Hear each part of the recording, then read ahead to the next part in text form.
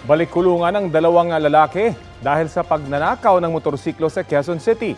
Aminado sila sa krimen. Balitang hatid ni James Agustin. Nahagip sa CCTV footage ang pagdaan ng motorsiklo na minamaneho ng isang lalaki sa bahaging ito ng Barangay Commonwealth, Quezon City.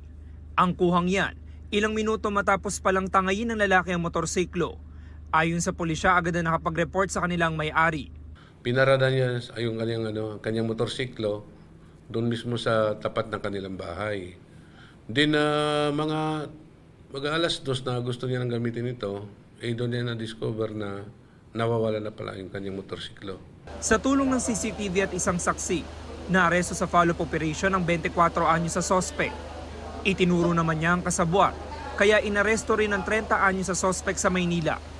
Yung ating pangalawang suspect po siya ang taga-palit ng mga pyesa at saka mga accessories nitong motorsiklo para maging bago sa paningin at at the same time, siya rin mismo ang magsasalya nito o magbibinta nito sa murang halaga.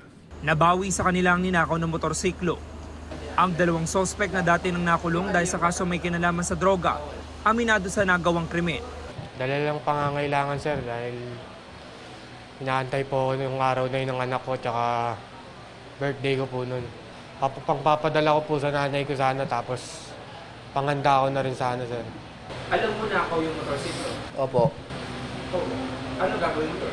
Ibibenta ko po sa iba para po magkaroon lang din po ako. Ba't ka naman pumayag? Wala po akong trabaho Wala po akong pangkain. Nasampa na mga sospek ng reklamong paglaba sa New Anti-Carnapping Act. James Agustin, nagbabalita para sa GMA Integrated News. Kapuso, alamin ang maiinit na balita. Bisitahin at mag-subscribe sa GMA Integrated News sa YouTube.